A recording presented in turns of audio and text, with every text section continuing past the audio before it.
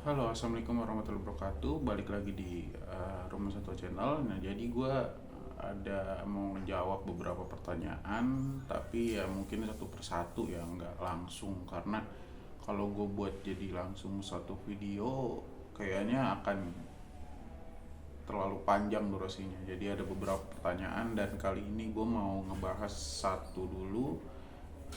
Kalau nggak salah kemarin pertanyaannya yang mau gue bahas,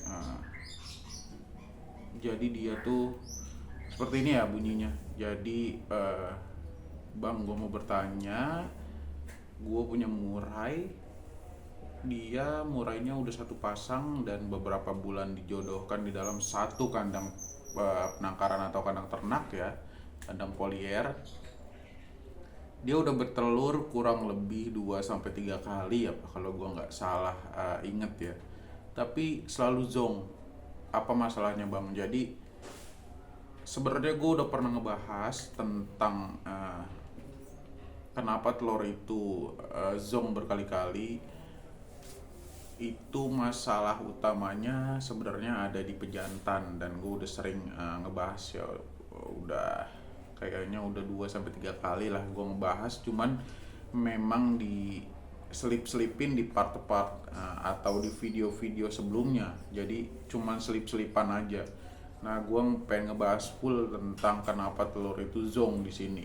Jadi pembahasan untuk satu video gue buatkan khusus untuk kenapa, apa penyebabnya, dan bagaimana cara penanganannya supaya telur itu enggak zong atau telur itu bisa ngisi dan bisa produksi lancar.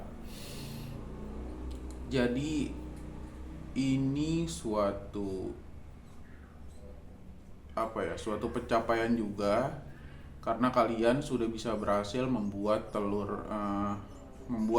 si murai yang sepasang ini bisa bertelur. Berarti kan ada perkembangan ya. Dari yang tadinya cuman kalian punya sepasang, terus kalian coba beternak atau kalian coba gabung atau jodohkan, dan dia sudah mau bertelur. Biasanya di pemula atau yang baru mencoba ini kendalanya cukup sering gue temuin atau cukup sering gue denger itu nggak akur-akur. Terus udah akur kok nggak bertelur-telur, bahkan unjal atau angkut sarang aja nggak. Ini yang biasanya gue temuin kasusnya, tapi sekarang ini di sini beda ya. Ini jauh lebih terlihat perkembangannya, dan bisa dibilang suatu pencapaian juga ya, karena si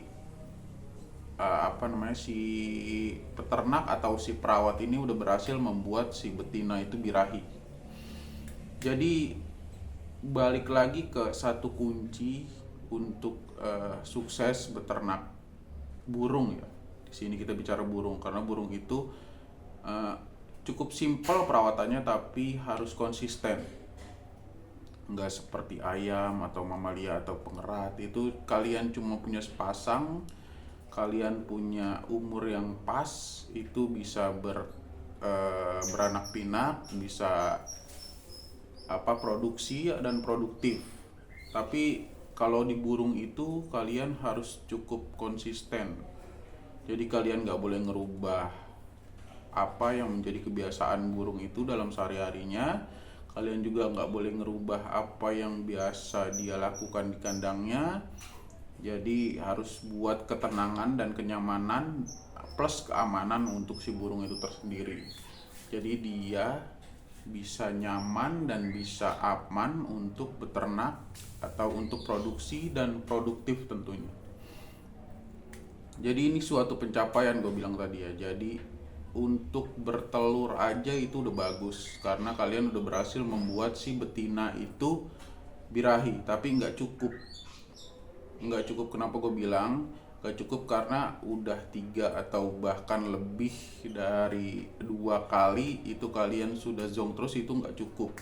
Berarti kalian hanya berhasil di membuat betina itu birahi. Karena uh, untuk membuat murai itu berhasil produksi dan produktif, itu harus punya kestabilan birahi di kedua indukannya, di pejantan dan di betinanya juga. Jadi Bisa gue pastikan kalian udah berhasil merawat si betina, tapi kalian belum berhasil merawat si pejantan. Jadi kasus ini masalahnya ada di pejantan sebenarnya. Jadi bertelur dan mengeram itu udah bagus, tapi kok enggak produksi-produksi. Gue tekankan sekali lagi, masalah utama kalian ada di pejantan berarti kalau gitu. Terus solusinya gimana bang? Solusinya cukup mudah sih, menurutku cukup mudah. Yang udah gue terapkan di penangkaran gue yang belakang ini nih, itu kalian bisa cabut dulu jantannya, atau kalau mau bagusnya sih cabut dua-duanya. Kalian jemur ulang dan kalian lihat ada lemak atau enggak. Kalau nggak ada berarti bisa kemungkinan si pejantannya memang belum birahi. Nah kalau ada lemaknya bisa kemungkinan dia udah birahi dan udah kawin bagus, tapi spermanya tertahan oleh lemak yang ada ngumpul di daerah kloaka atau di daerah perutnya itu tadi. Jadi poin utamanya kalian siapkan lagi, kalian ulang lagi persiapan di awalnya. Jadi jodohkan ulang gitulah ibaratnya. Jodohkan ulang dengan cara kalian jemur, kalian atur EF-nya sedemikian rupa, karena kan yang tahu porsi EF di tempat kalian atau di burung kalian itu kalian sendiri. Gua nggak tahu menau, gua cuman berbagi atau sharing pengalaman gua gimana caranya biar murai bisa produksi dan produktif. Jadi yang gue bilang tadi, kita harus menyelaraskan birahi keduanya, si jantan dan betinanya. Jadi selain selaras itu harus stabil, birahinya nggak boleh terlalu tinggi dan nggak boleh terlalu rendah juga. Kalau ketinggian nanti jatuhnya bisa menjadi emosi. Kenapa bisa menjadi emosi? Apalagi nih di mungkin yang kalian punya itu pejantannya pejantan muda, itu belum bisa stabil 100% dibanding pejantan tua ya. Jadi kalau ketinggian birahi terus si betina lagi nelor dan angkrem, tapi si pejantan birahinya masih tinggi, itu otomatis akan minta kawin terus. Dan kalau si pejantan minta kawin terus dan betinanya nggak mau, otomatis nih si betina nggak mau karena lagi ngerem. Logikanya kalau dia nggak jadi kawin tapi birahinya muncak, itu akan jadinya emosi. Tapi kalau dia dapat kawin itu akan jadinya rileks. Jadi kenapa sering ada juga pertanyaan, bang, kok burung gue dari gacor tiba-tiba lemes, tiba-tiba gembung? Nah itu ada indikasi dia habis kawin. Dari gacor tiba-tiba lemes, gembung. Bukan lemes sih, terlihat gembung seperti burung sakit, tapi ketika digoda langsung kenceng lagi badannya. Nah itu dia lagi posisi relax setelah kawin biasanya.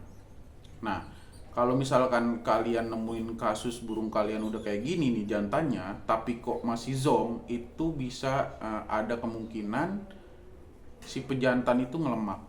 Jadi dia berhasil kawin, berhasil ngelepas birahinya dan jadi rileks, tapi si spermanya nggak full atau nggak banyak yang mengalir ke sel telur atau ke si betinanya.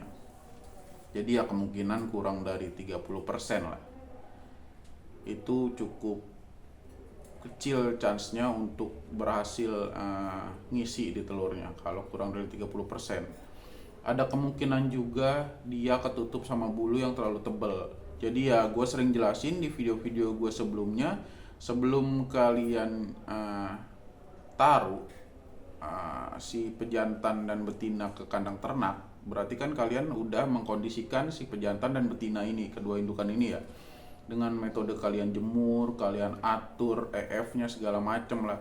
Dan ketika kalian mau taruh di kandang ternak atau mau di apa ya ibaratnya mau dimasukin lah kedua indukan ini ke kandang ternak, itu kalian bisa lakukan metode pencukuran dulu, pencukuran di area dubur. Jadi yang menghalangi dubur atau menghalangi kloakanya itu kalian cukur aja nggak apa-apa. Kenapa gue saranin dicukur? Itu akan jauh lebih lama untuk numbuhnya, karena harus nunggu si bulu itu jatuh dulu atau nunggu si bulu itu mabung dulu ya. baru dia keluar yang baru. Tapi kalau kalian cabut seminggu atau 2 minggu kemudian itu akan tebal lagi. Dan untuk pejantan muda itu akan sulit ya buat yang gue perhatiin sih akan sulit untuk membuka membuka jalur atau membuka bulu di daerah kelokanya. Jadi sebenarnya itu secara otomatis ketika mereka kawin dia otomatis akan membuka bulunya, akan melebar gitu. Jadi kloakanya terlihat. Tapi balik lagi untuk indukan muda, dia masih belajar kawin. Jadi dia masih agak penyesuaian, dan kalian bisa membantu ya penyesuaian ini agar tidak terlalu rumit untuk dia. Jadi ya kuncinya ada dua. Kalian tangkap pejantannya aja atau kalian tangkap keduanya. Kalian fokus di pejantan. Kalau indukan kalian udah bertelur berkali-kali dan zong terus, kalian fokus di jantannya aja. Karena bisa gua pastikan masalah ini ada di jantannya. Jadi jantannya kalian tangkap, kalian cek birahinya udah bagus atau belum, terus ada lemak atau enggak, terus lagi kondisi bagus atau enggak, kalian cek fokus di jantannya. Oke, mungkin segitu dulu video gua kali ini. Gua ngebahas tentang kenapa telur itu zong terus dan apa penyebab dan penanganannya. Mungkin kalian nanti ada yang bingung dengan metode-metode yang lain juga yang dijelaskan oleh peternak-peternak lain, dan itu gak jadi masalah. Kalian mau filter aja dari peternak-peternak. Mungkin kalian nonton video selain gue, kalian filter aja nggak apa-apa, yang bagus yang mana menurut kalian nggak masalah, karena punya masing-masing peternak itu punya caranya masing-masing, penanganannya masing-masing, sama seperti perawatan pada umumnya ya. Jadi nggak bisa disamakan satu individu lain dan satu individu lainnya. Tapi bisa gue pastikan caranya hampir sama, metodenya hampir sama, cuman penanganannya aja yang berbeda mungkin nanti. Oke, mungkin segitu dulu video gue kali ini. Jangan lupa share, subscribe, dan komen juga.